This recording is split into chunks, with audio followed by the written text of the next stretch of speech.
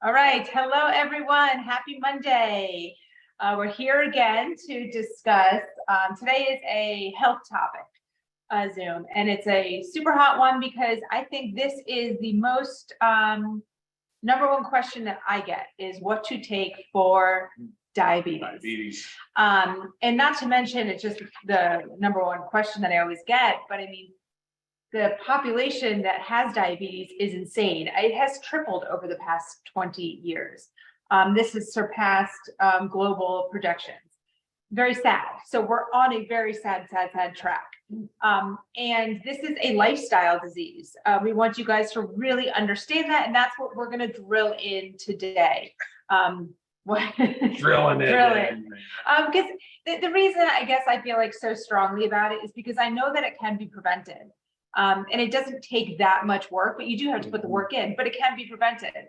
Whether your family has everybody in your family has diabetes or not, this can be prevented. It does not have to be for you. Sometimes reversed.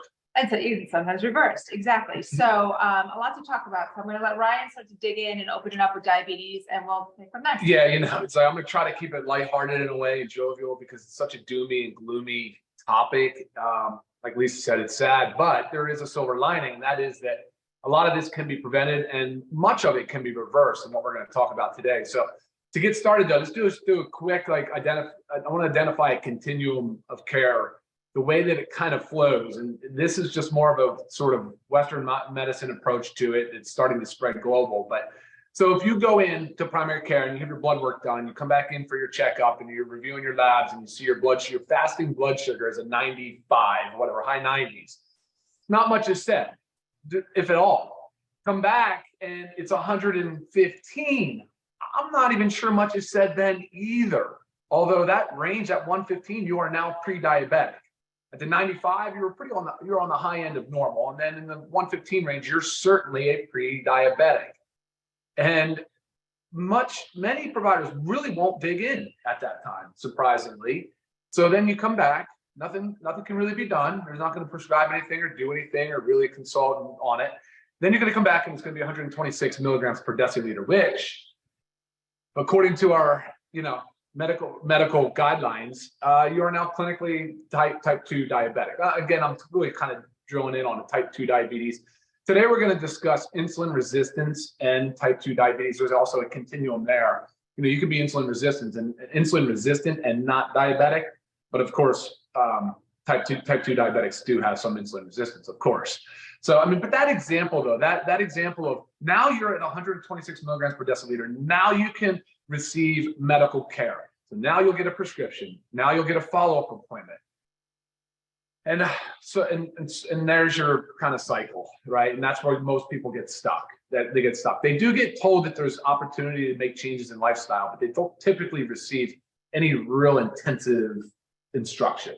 Right, or an intervention or prevention. Right. Say at the 95 mark. Hey, look, Susie, you're creeping up there. So let's do a little bit of lifestyle modification so we don't get higher and reach that diabetes to diabetic range. Yeah, sure.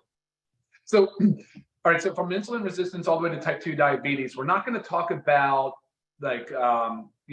drugs, medications, pharmacotherapy. We're not going to talk about insulin. We're not going to talk about checking blood sugars or really any of those numbers for the most part. Today's going to be more so about the costs, the implications, the things that we can do to reverse it, the positive approach to it, the lifestyle approach to it, and of course, the way that supplements can tie in along with other pillars of healthcare.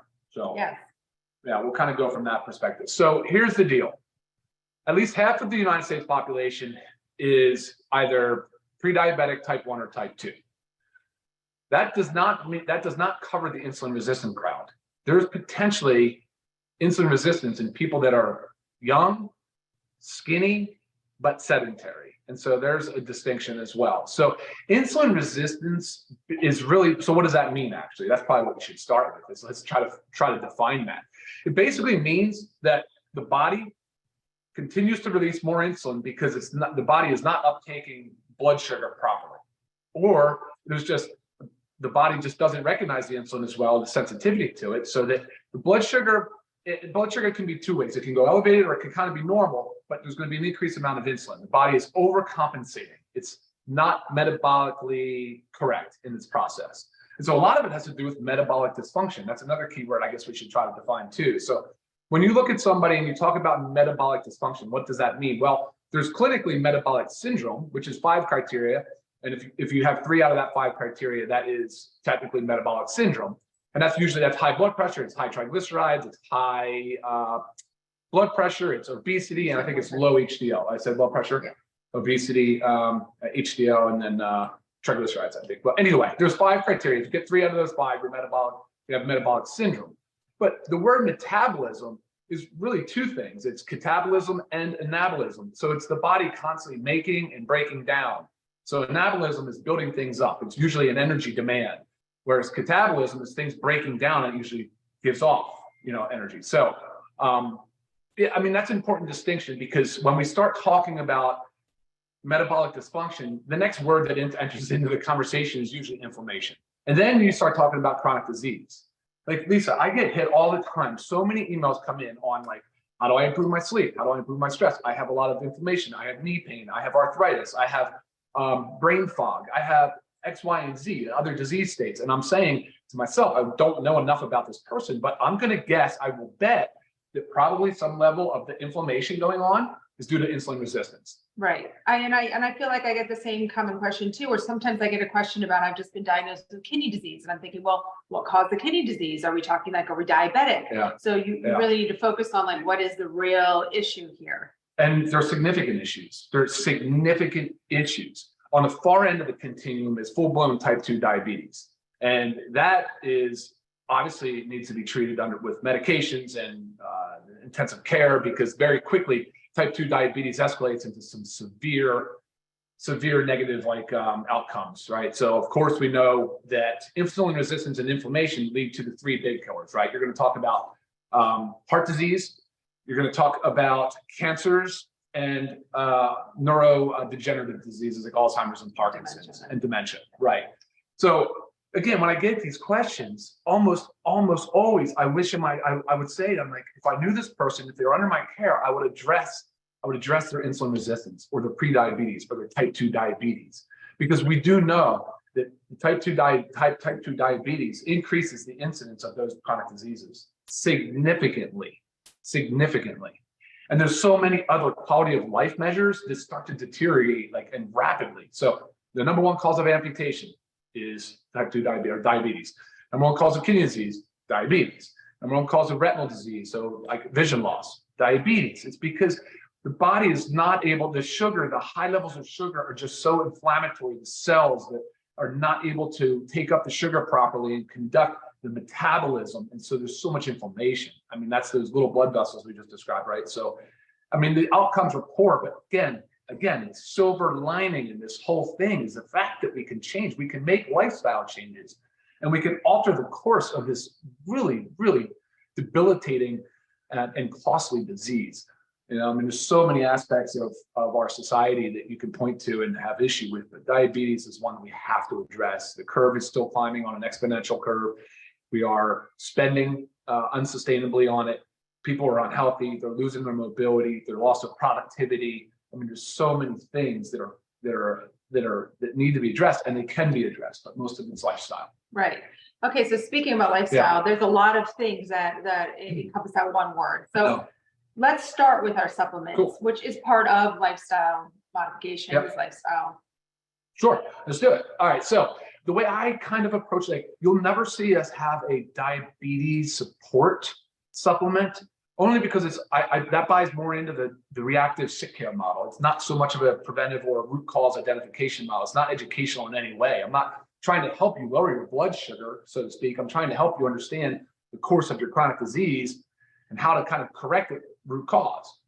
Does that make sense? Yeah. So a lot of the stuff here has to do with nutrients, minerals, antioxidants, so the phytonutrients that are in plants and fruits and vegetables, as well as muscle protein synthesis, because as we see often in people that are overweight or obese, which that is roughly 3/4 of our population, overweight or obese, and virtually everybody that is overweight or obese has insulin resistance, which, that's a big one. That's virtually everyone. And real quick, before I forget, how do we test for insulin resistance? There's obviously blood sugar fasting sugars, but that's probably not as reliable as an oral glucose tolerance test. So if you guys are out there and you're very concerned, if you're overweight, you're obese, or even if not, if you're at your provider and you want to know, you want to identify, oral glucose tolerance test is the way to go. Is that similar to like what I did when I was pregnant? That's the glucose load. Yeah, Okay. they give you a glucose You get to test. drink a nice, disgusting sweet drink. Yeah, exactly. And then they mount it to you every 30 minutes, I think, over 2 hours for your Right. insulin and your glucose levels, and then they can see how those two match up. But our approach to this was saying that, look, we know fat cell. Okay, how about this? We know that muscle cells are the biggest user of blood sugar, right? So it's better than fat, So, and with that said, lean muscle mass is probably the best, most effective way to start to correct blood sugar imbalances and insulin resistance. Right. So making sense out of that, it's more the more muscle that you have on your body, the better it's able to use the sugars in your blood. For the most part, I mean, simplified. Complete layman's terms. Yep. Yeah. So that way it's clearing from our blood. It doesn't have that chance to get into this high blood sugar level. Yeah, I guess that's a way to look at it. Sure. And we have so like vitamins, nutrients, they're involved in enzymatic reactions and chemical reactions in the body. And we just talked about how what say metabolic dysfunction is. And again, that word metabolism comes into play. Well, those are all biochemical reactions. When you think of like magnesium, to my mind, it immediately goes, there's like 300 biochemical reactions in the body that utilize magnesium. We know vitamin D plays a large role. In the multivitamin, you have the B complex, as well as other nutrients and minerals. And so factor 4, you have an anti-inflammatory support system, right, with the ingredients in there. And then you add in the muscle protein synthesis stuff. You have the amino acids, the protein. And then I said phytonutrients, so the reds and the greens. Packed, loaded, full with phytonutrients and antioxidants. And antioxidants, I don't know how many antioxidants there are, but there's a lot. There's a lot. So the more broad range of antioxidants you can get, the better. And that was the concept with using some of these like superfoods, high nutrient density, right? Not as common foods, not things that you won't find broccoli or cauliflower in here. But that's the concept, right? Is to help, because again, in that inflammatory process, the body's generating a lot of free radicals. And so you want the antioxidant as to combat all of that free radical damage that can be done. Right. Yeah. And basically what we have here, we've just pulled out our Ultimate Wellness Pack. Okay. And because again, ultimate wellness, like that's the goal here. It's metabolic homeostasis. Like you've got to be consuming all this stuff so your body is getting what it needs and it can thrive. It can work for you. Being deficient in just one vitamin or mineral can cause a whole slew of issues within your body. So you've got to think about that. It's not hand picking, well, which one do I need for my diabetes? Guys, this is all whole health. You're changing your lifestyle here, right? We are preventing this or we are trying to reverse this. You need this stuff. In addition to supplements, right? There are other things. We can even since we're just talking about nutrition, we can just go straight into the diet side of it. Okay, sure. It's what you eat, how much you eat, and when you eat. Okay. These all play a big role in managing. I was going to say managing diabetes, not that. Preventing illness, but managing that homeostasis that we want, managing a balanced blood sugar. Eating a proper diet, it helps you lower your blood glucose, your blood pressure, increases your blood flow. It helps you maintain a healthy weight. It helps you put on muscle mass, helps you sleep better. I mean, there's so many things that a good nutrition can do for you. I was actually just reading this study that was talking about our timing of eating. And I know a lot of times we talk about, time restricted eating, right? Intermittent fasting. A lot of people, there are all different kinds out there, but a most common one is the 16-8, right? Where you're fasting 16 hours and eating for 8. And it's very common for us that we will, for the majority, that we fast throughout the day kind of till we hit our 16 hours. So maybe it's like noon or 1 o'clock, 2 o'clock. And then we have our eating window.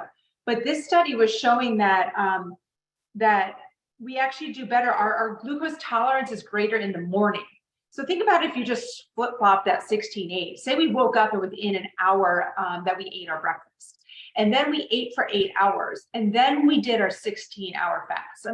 After reading this, I just kind of thought like how that can really benefit blood sugar. So if you are one of those that does do intermittent fasting, try to see, and you do it in the later half of the day, see if you can flip-flop it. And if you don't do intermittent fasting, try to incorporate it into your lifestyle. That will definitely help. Another tip with diet is we know about food combinations, right? Don't eat fruit by itself. Don't eat carbohydrates by itself, because that causes a spike in blood sugar. And we want to work on a balance. I always talk about like peaks and valleys versus, rolling hills. We want rolling hills. So say you have your berries with some yogurt. You have the fat and the protein. That's going to help balance and stabilize that blood sugar. Same thing goes, what's another example? Toast. If you want a piece of toast, put some avocado on there, right? You have your avocado toast. That's going to help balance your blood sugar. So little tips there. You'll eat sometimes differently in a state of health or a state of disease, right? Like if you have a full-blown type 2 diabetes, you're really trying to make corrective action. You probably, even though some fruits, and we're talking about natural sugars now, some fruits are lower than others. There's still a time where you like, if you're really trying to kick and get out of diabetes, you really need to definitely avoid added sugars. Right. 100%. Like no sugar added. No fried foods. It's a big one. No, I mean, sugary beverages is the first thing that comes to mind for me. Even sports drinks. I mean, if you're an intense athlete, okay, maybe a sports drink, but you're sitting on a couch or behind a TV, and no Gatorade, like no sports drinks, right. No fruit juices. Even if you're choosing fresh fruit, pick something that's low in sugar, like berries, blueberries, or strawberries, but maybe not figs or bananas. I mean, so you've got to start to educate yourself on the sugar load. That I would say is the biggest take home from this, for me anyway, for this call with regards to food. Avoid all added sugar. Right. Absolutely. And add the aminos in. If you're used to a sugary drink or some weird coffee thing like latte or whatever after mid-afternoon, go for something different. Grab the reds or the greens, or I don't care what it is. Just no added sugars. Right. You're going to have to adjust your palate a little bit, sure, especially if you're used to very, very sweet things. Yeah. But that just takes time. And I promise you, it will over time. Things will start to taste sweeter even when they're not that sweet. I do want to remind people, guys, this is not just for diabetics. So if you're in that category, you're sedentary, but you're lean, you still potentially have insulin resistance. And that needs to be taken seriously. So dietary changes must occur, and it should start with eliminating added sugars. Right. And that should roll right into exercise, because you were just talking about, that being sedentary. Yeah, you can go as far down the literature rabbit hole as you want. Every time, without question, it ends with the same thing. If you want to reverse type 2 diabetes, it's exercise. Whether it's the anaerobic, type or zone 2, whatever it is, but you can find more information online. We don't have time to get into that today, but it is exercise. It is weightlifting. It is putting on lean muscle mass. I mean, it absolutely is. That is a fact. That is a proven fact. Exercise is the key component to lifestyle therapy, the key component. So like you could think you're doing everything right, but if you're it's guys, the sickness and disease is still gonna haunt you, creep up. It's inevitable. It's the uptake of glucose. It's the way that your body uses sugar. And the one organ that probably you should drill in the most on is the liver. I mean, the liver plays a huge role in the management of sugar. Right. And even specifically for diabetics, this is like the recommendation is 150 minutes of moderate to vigorous aerobic exercise. So that's like your biking, your walking, your jogging, anything that's getting your heart rate up and kind of sustaining it up. Spread over at least 3 days per week to minimize consecutive days without the activity. Yeah. Okay, so divide that 150 up through the week if 3 sessions or more. And then also you need to do resistance training. Sure. And it recommends for diabetics 2 to 3 resistance training sessions a week on non-consecutive days. The goal is to get your body doing something every day. Say one day you do 30 minutes on the bike. The next day you do some resistance training. You don't have to have a gym membership. Go into your garage, go outside in a room, use your body weight, but that's resistance. You have got to be doing this stuff, and you can easily buy bands and whatnot on Amazon for super cheap, guys. I mean, this does not have to be a lot, I promise you. But goal is you have got to move your body on most days of the week. So exercise, nutrition, sleep is another one. Sleep's right up there with those 3. Okay, so sleep is an under-recognized factor in type 2 diabetes. what it does to your blood sugar and insulin resistance with lack of sleep. And typically this is not getting enough sleep. I think this is what the study that I was reading was most based on, because that's also what's going on in our population. We're not getting enough sleep. We're not allowing ourselves enough time. We're too busy. We're too stressed. There's too much light. So cortisol production shoots up. Right. Well, that's another one. So sleep and stress kind of in a way go hand in hand, but blood sugar levels rise in response to stress hormones being released. Okay, so if you think about it, like it's a vicious cycle. We're stressed out, so we're not sleeping, then we're not sleeping enough, so we're stressed out, and our insulin resistance is through the roof. And these are all just pieces to a puzzle. When we talk about all these lifestyle things, from supplementation to diet to exercise to sleep to stress, these are all pieces to a puzzle that you've got to put the puzzle, you've got to do it all. So if this is overwhelming right now and you're like, well, I don't know where to begin with one thing. Say, look, I'm part of LiveGood. I'm going to go and I'm going to get myself that ultimate wellness pack, and I'm going to get on a supplement regimen. Then once you get that solid down, then work on the exercise. Okay, incorporate that, and little by little put your puzzle together. And that's the goal, right? To have this one big piece, and we're working on prevention and hopefully reversal of diabetes. Number one, avoid added sugars. Then go to the supplements. There, okay. I have to say that. Truth be told, yes, we got to avoid those added sugars.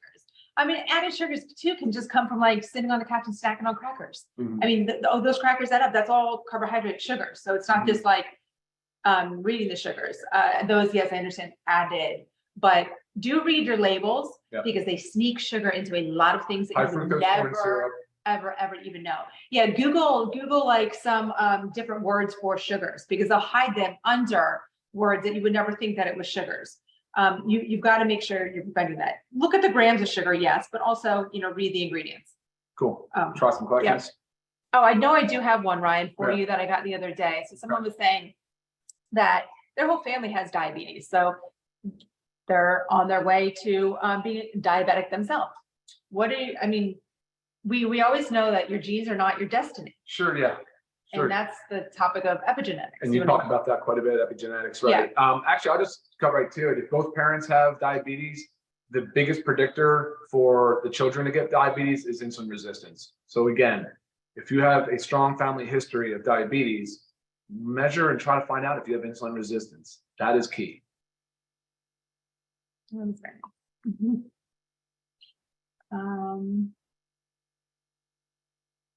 Okay.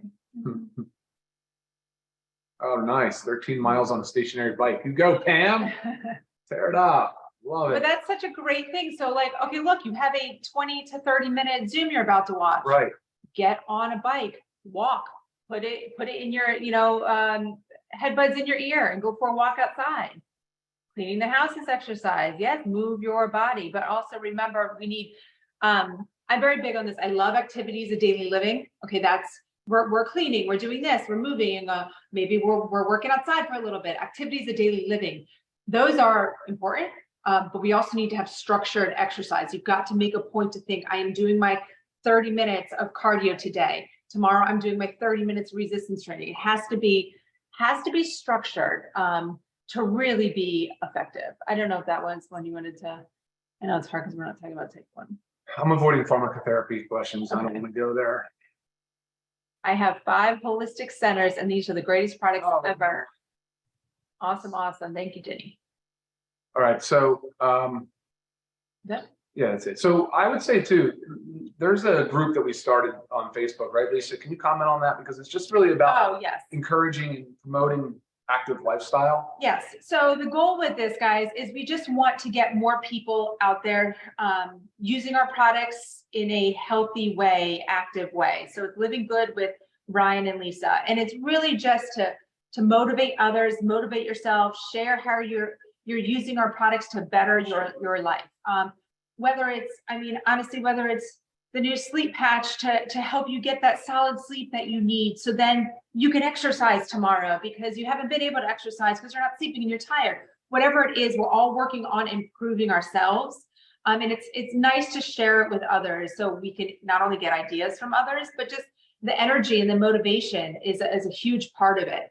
So it's really not designed for like questions and whatnot. It's really just to share. Hey, just post a picture of you exercising and moving. Right. Yeah. Mixing your aminos and then going out for, Oh, sure. for a walk. You know, it's just share how you are bettering your lifestyle with LiveGood. Absolutely. Okay, awesome. We'd love to see it. All right, we're at 25 minutes in. Okay, that's pretty good because this one I feel like we could get going and going and going. But guys, yeah, so puzzle pieces, start somewhere and then put that puzzle together so we can work on preventing diabetes. Eliminate added sugars. Start there. Please. All right, guys.